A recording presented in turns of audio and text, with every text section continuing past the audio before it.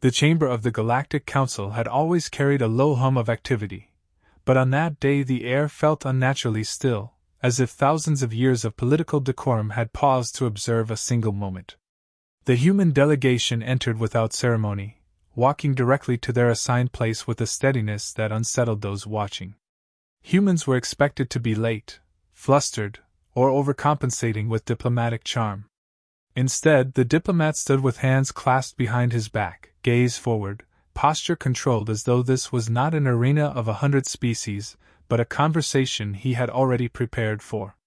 The council speaker began with the familiar tone of superiority, reciting accusations crafted to box humanity into a weaker negotiating position.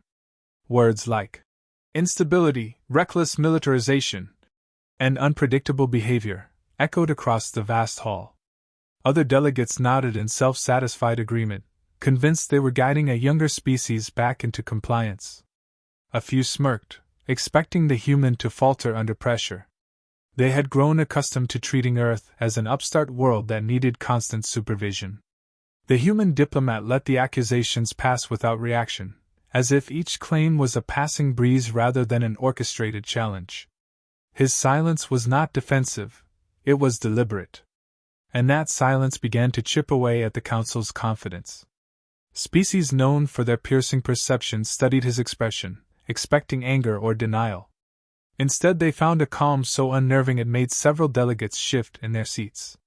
It was the silence of someone who had not come to plead innocence but to deliver a message no one was prepared to hear. When the speaker finally paused, waiting for the expected excuses or concessions, the diplomat lifted his head slightly. His voice carried across the chamber, controlled yet unmistakably firm. "Before we discuss any accusations," he said, "we must address one matter that takes precedence over all others." Delegates leaned in, confused. Humans were never this assertive. He continued, "There was an incident near our world. An unmarked vessel entered our system. It approached our home." He paused only long enough for tension to settle, then delivered the words that froze the entire chamber. "You attacked our home?" The impact was immediate. A dozen species reacted with physical shock, hardened exoskeletons clicking involuntarily, bioluminescent displays flaring, wings twitching. Others stared at the diplomat as if he had spoken profanity. Several delegates began speaking over one another, demanding clarification, denying involvement, calling the claim absurd. The council had heard accusations before, but never from a species they considered too young to challenge them. The outrage was not only at the accusation, it was at the audacity. The diplomat didn't raise his voice, but every word carried the weight of someone who knew exactly what he was saying. "An unidentified vessel crossed into Sol. It ignored hails. It probed our outer defenses. And it forced us to respond." The phrase, "forced us," made a few delegates bristle, as though humanity had no right to assert self-defense. The diplomat continued, "We recovered fragments. We analyzed everything. What we found did not match any known rogue faction." A representative from one of the more aggressive species accused humanity of fabricating the event. Another declared the human interpretation fundamentally flawed. A third lectured that Earth lacked the technological sophistication to identify anything beyond its own orbital path. The diplomat let them vent, letting their arrogance expose itself without him needing to say a word. He allowed the storm of denial and condescension to crash around him before speaking again, this time with sharper clarity. "You misunderstand," he said. "We are not here to ask who attacked us. We already know." That stopped the chamber more effectively than the initial accusation. Several delegates exchanged uneasy glances. Others stiffened, trying to mask sudden concern. The calm in the diplomat's posture now carried an edge, controlled, precise, and far more confident than the council was prepared for. The speaker demanded proof, attempting to regain authority, but the demand sounded strained. The human diplomat inclined his head. "Proof will be presented. And when it is, you will understand why we cannot allow this matter to be dismissed." There was no threat in his tone, yet many felt threatened. Humanity had always approached the council as a student seeking guidance. Today, It spoke as an equal addressing a betrayal. What unsettled the delegates most was not the accusation itself but the way the diplomat delivered it. There was no panic, no uncertainty, no desperation. Instead, humanity projected certainty, a certainty that suggested they possessed information the Council never expected them to uncover. A certainty that broke the illusion of human weakness the Council had relied on. As the section closed with the Council descending into frantic whispers and hushed strategic consultations, one truth weighed heavily in every mind: humanity was no longer behaving like a species asking for permission. They were acting like a species wronged, and prepared to prove it. The Council's demand for proof forced an emergency recess, but no one left the chamber entirely. Delegates huddled in clusters, whispering fiercely, casting uneasy glances toward the human diplomat who stood alone, unflinching, as if he had expected every second of this response. The accusation had shaken the foundation of the Council's confidence, yet what truly unnerved them was the quiet certainty in the diplomat's tone. It suggested humanity knew far more than the Council had assumed a developing species could ever uncover. Behind closed conversations, several factions feared exactly that. Rumors had circulated for months about an incident near Earth, but those whispers were deliberately dismissed as unverified anomalies. Some intelligence groups had intercepted fragments of unusual transmissions from Sol space. Others received reports of a sudden, unexplained energy spike near the human world. Most had considered it irrelevant. Humans, in their view, were not advanced enough to attract meaningful interest. Now, the realization sank in that something significant had happened there, something they had collectively ignored. When the Council reconvened, the atmosphere had shifted. Delegates who previously mocked humanity now watched the diplomat with calculating caution. The speaker demanded a clearer explanation of the human claim, masking concern with forced authority. The diplomat stepped forward, his composure unchanged, and began explaining what humanity had pieced together in the aftermath of the incursion. He described the intrusion with precision. A vessel with no registration, no signal signature, and no diplomatic clearance entered the Sol system. Its drive emissions were unlike any civilian craft, and its energy profile matched military stealth technologies prohibited under Council law. Instead of responding to warnings, the vessel adjusted its trajectory toward Earth's orbit. It moved with deliberate purpose, testing response intervals and defense placement, as if cataloging weaknesses. The Council murmured in discomfort. Unmarked stealth ships were the tools of covert operations, tools supposedly banned centuries ago. Species with nothing to hide had no reason to deploy such vessels near a newly uplifted world.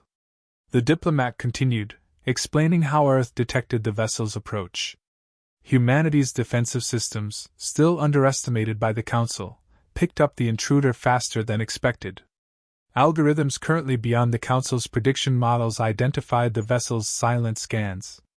Within moments, Orbital Command initiated countermeasures. The vessel was destroyed before it completed its data sweep. What remained of it, shards, melted hull fractures, scorched components, became evidence. What unsettled the Council wasn't the destruction itself, but the efficiency with which humanity handled it. Most species couldn't track a stealth vessel until it was already upon them. Humanity not only detected it, they neutralized it. Several delegates exchanged alarmed whispers. Such capability didn't align with the technological profile humanity had been presenting to the galaxy. The diplomat added that Earth's analysis teams had studied every microscopic fragment. Advanced imaging, spectral mapping, material tracing, methods once considered outside human reach, were deployed within hours. They discovered alloys used only by Council militaries, encryption residue linked to manufactured stealth grids, and fragmentary propulsion signatures that matched no civilian logs. Humanity had assembled a near-complete reconstruction of the vessel's design, enough to rule out pirates or independent actors. The chamber grew more tense as the diplomat listed these findings. Some species recognized the materials immediately and panicked internally. Others feared what humanity would expose next. The diplomat wasn't accusing blindly, he was presenting the prelude to a case meticulously built. He explained how the attack pattern resembled covert reconnaissance operations used in preemptive threat evaluations. The vessel didn't aim to strike, it aimed to measure. Someone intended to test Earth's tactical response, calculating how quickly humans detected threats, how rapidly they mobilized, and what protocols they followed. It was not an act of war, but an assessment. And assessments of that nature were never innocent. A delegate attempted to argue that the vessel could have been a rogue faction. The diplomat rejected the claim calmly. Rogues don't use restricted alloys, he said. They don't fly unmarked through council-monitored space. And they do not possess stealth drives that only a handful of recognized powers can manufacture. The council's confidence fractured further. The implications were dire. If humanity was correct, then a member of the council had authorized a covert test against a protected world. If humanity was wrong, then the council still faced the reality that someone had deployed forbidden military technology inside their territory. Either truth exposed deep rot within their political structure. As the section's tension reached its peak, the diplomat ended with a statement that sounded less like a claim and more like a verdict. We did not stumble upon fragments by luck. We knew where to look. We understood what we found. You believed we would never uncover the truth. You were mistaken. The council understood then that humanity wasn't guessing. They were revealing the beginning of something none of them were prepared to confront. The chamber had barely settled when the human diplomat activated the central projection array, filling the air with rotating fragments of data, intercepted signals, and reconstructed vessel schematics. No theatrics, just information presented with the quiet certainty of a species that had worked in silence while everyone else dismissed them as harmless. The display wasn't meant to intimidate, yet it did. Every delegate could see the precision. Nothing about the analysis looked like the work of an inexperienced world. Humanity hadn't merely found evidence, they had dismantled the mystery down to its hidden core. The diplomat began with a calm explanation that the vessel near Earth had never intended to engage. Its design wasn't configured for battle but for deep reconnaissance. The materials recovered were layered with shield-absorbing composites, used only for stealth intrusion. Its drive system emitted a signature found in Black Ops fleets that were believed to have been disbanded centuries earlier. The fragments showed shielding patterns engineered to avoid long-range detection grids. This was not a pirate craft, nor an independent actor. It was built with precision, discipline, and resources only a major power possessed. Then the diplomat revealed what the council feared most: Earth was not chosen at random. Data fragments stored within the wreckage, though damaged, contained partial logs of assigned parameters. The vessel had been dispatched to survey an emerging threat. It was looking for response capability, tactical coordination, and latency between detection and mobilization.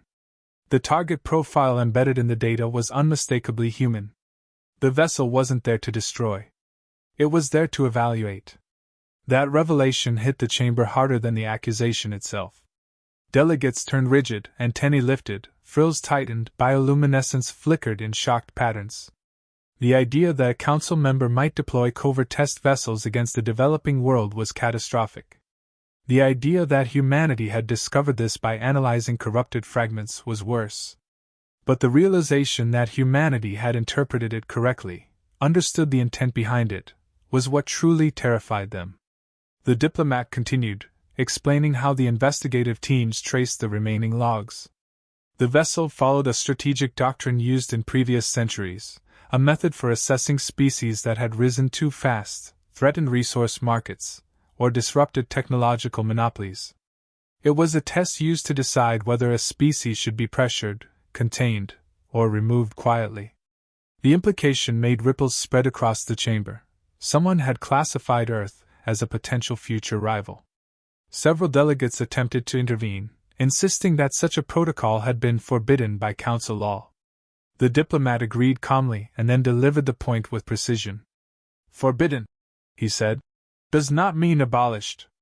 Someone revived it. The room shifted with unease.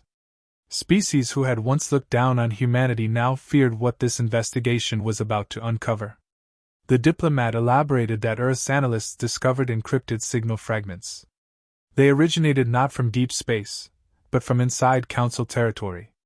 The vessel had departed from a military dock hidden under a civilian designation, using a launch corridor that only privileged species could access. The stealth signature, once isolated, matched a cluster of Council-affiliated manufacturers known for operating on the edges of legality. Each revelation stripped away another layer of denial. Then the Diplomat delivered the most shocking discovery: Earth was not the first target. Other young civilizations had been evaluated, though none had ever detected the intrusion. Humanity was the first to identify the vessel, the first to intercept it, and the first to dismantle it. That alone made humanity dangerous in the eyes of whoever had authorized the program. A species that could detect what was meant to be undetectable had already broken the balance of power. The atmosphere shifted again, not in fear of humanity's accusation, but in fear of humanity's capability. Delegates exchanged silent calculations about what else Earth might know. They wondered if humanity had kept even more information hidden. The Diplomat's calm, unwavering demeanor suggested they had. He concluded by revealing the final piece. The vessel's mission log ended with a simple directive: observe, measure, report. Orders that never reached their sender. Orders that humanity now possessed. Orders that exposed the conspiracy operating inside the Council. The chamber fell into complete silence. Humanity had not arrived to guess at the truth. They had arrived to reveal it. When the Diplomat moved the projection aside, the Council expected a demand for punishment or retaliation. Instead, humanity delivered something far more unsettling: restraint. The Diplomat explained how Earth reacted the moment the stealth vessel was destroyed, laying out every step with clarity that made the Council realize how close they had come to a catastrophe none of them were prepared to face. The instant the orbital defense grid detected the incursion, Earth's global command centers synchronized. Every regional military coordinator received classified alerts. Subterranean bunkers sealed. Defense satellites shifted to active targeting. Entire fleets were mobilized without hesitation. Human vessels, still considered lightweight by Council standards, moved with precision that suggested meticulous drills carried out beyond the Council's oversight. Kinetic deterrence systems locked onto potential entry vectors from deep space. The Diplomat described how strategic readiness climbed from civilian baseline to wartime protocol in a timeframe that made several delegates tense visibly. No species in the Council mobilized that quickly unless already anticipating war. Yet the most chilling moment came when the Diplomat described the decision-making that followed the destruction of the vessel. Earth believed it had been targeted deliberately. Intelligence agencies urged immediate retaliation to demonstrate strength. Military leaders proposed localized strikes on suspected origin points. Orbit-based commanders presented simulations showing that a rapid human strike could cripple multiple infrastructure points of any suspected perpetrator. Humanity had options: lethal, precise, devastating. But then the Diplomat revealed something the Council had never considered. Humanity stopped themselves not because they lacked certainty, but because they refused to retaliate blindly. Earth's leadership held an emergency global conference. Political factions, security councils, military analysts, and scientific advisors debated the situation relentlessly. Many were furious, some afraid, others calculating. Yet the central question wasn't how to answer the attack. It was how to avoid becoming the kind of power that responded with vengeance rather than justice. The Diplomat described how analysts reviewed every scrap of data again and again. They refused to risk innocent species being blamed. They refused to trigger a war that might consume the entire region of space. They refused to lash out just to prove they could. Humanity's restraint wasn't hesitation, it was discipline. It was the recognition that power used without clarity becomes tyranny. This reasoning, delivered without theatrics, shook the Council more deeply than the accusation itself. Many species would have retaliated instantly, confident that force ensured respect. But humanity's choice to pause, to analyze, and to prioritize accuracy over domination revealed a maturity the Council had never credited them with. The Diplomat explained that Earth spent days tracking signal trails, mapping conspiracy threads, and identifying involved factions with microscopic attention. Only when they were certain, Only when ambiguity was impossible did they prepare to bring the matter before the council. He explained that humanity chose diplomacy first not out of weakness but out of a principle. Retaliation without truth is an act of fear, not strength. Several delegates who once mocked humanity for being emotionally volatile now saw a level of emotional control they could barely comprehend. A species capable of overwhelming anger yet capable of restraining it. This was something rare in the galaxy. And it made humanity more unpredictable, more formidable, than raw power ever could. The diplomat added that while humanity had refrained from striking back, they had not been idle. Earth upgraded its orbital grid, expanded fleet training, tightened communication protocols, and developed new early warning algorithms. They prepared for the worst-case scenario not with panic, but with cold precision. This readiness was not a threat, it was assurance that humanity would not be caught unaware again. What unsettled the council most was the realization that humanity's restraint was intentional, strategic, and morally rooted. They did not act out of fear. They did not act out of confusion. They acted because they were capable of thinking beyond instinctive retaliation. In a galaxy where power often dictated law, the idea of a species strong enough to retaliate but wise enough not to was destabilizing. The diplomat ended by stating that humanity was not seeking revenge, dominance, or fear. They sought truth and accountability. Their goal was not destruction, it was clarity. And the council, witnessing how close humanity had come to a retaliatory strike yet choosing diplomacy instead, understood that Earth's strength was not simply military capability. It was judgment. The chamber grew still as it became clear. Humanity had the power to strike back, the intelligence to uncover the truth, and the restraint to choose another path. For many in the council, that combination was far more terrifying than any weapon. When the council finally demanded humanity's final statement, they expected anger or ultimatums. Instead, the diplomat stepped forward with the steadiness of someone who knew the outcome had already shifted in his favor. He didn't raise his voice or posture for effect. He spoke as though delivering a conclusion humanity had reached long before this chamber realized the scale of what it faced. He began by projecting the final set of evidence: communication logs, encrypted routing trails, financial transfers linked to covert armament programs, and docking permissions hidden beneath falsified civilian shipments. Each piece connected with deliberate precision, forming a chain no one could deny. Delegates who had previously criticized humanity now watched in stunned silence as the pattern emerged. A coalition of high-ranking military officials from multiple species had collaborated to revive a forbidden threat assessment program. They believed humanity's rapid advancement posed potential future competition. Their solution had been to test Earth's defenses before deciding what to do about them.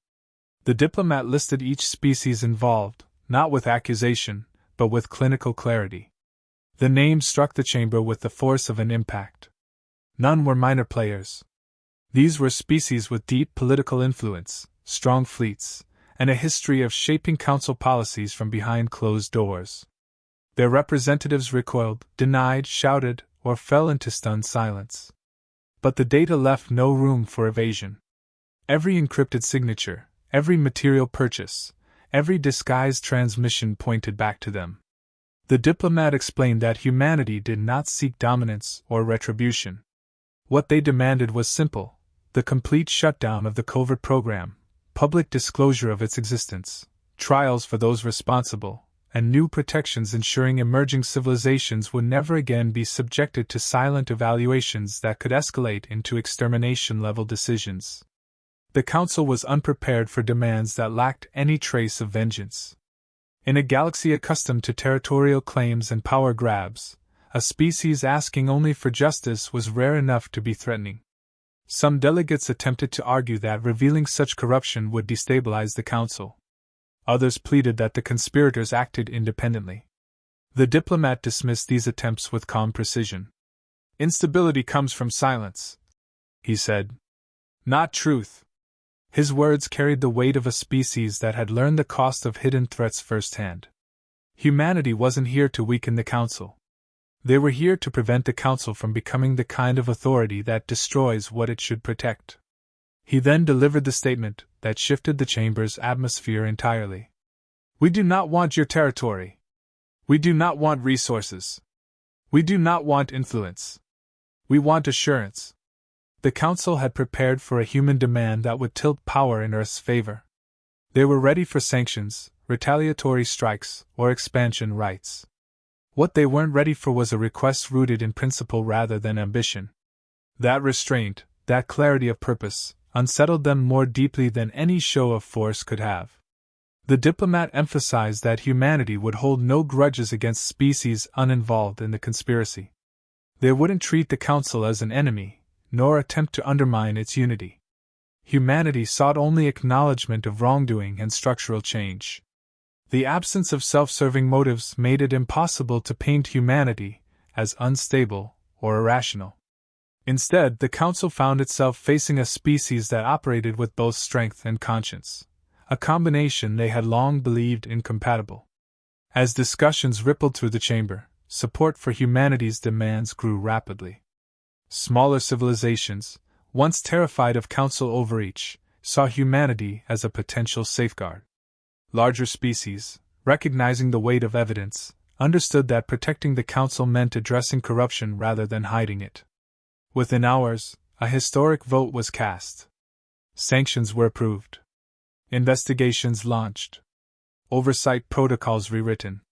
The covert program dismantled completely. The Diplomat closed with a final message, delivered without theatrics. Earth is our home. We will defend it without hesitation. But we will defend justice with equal certainty.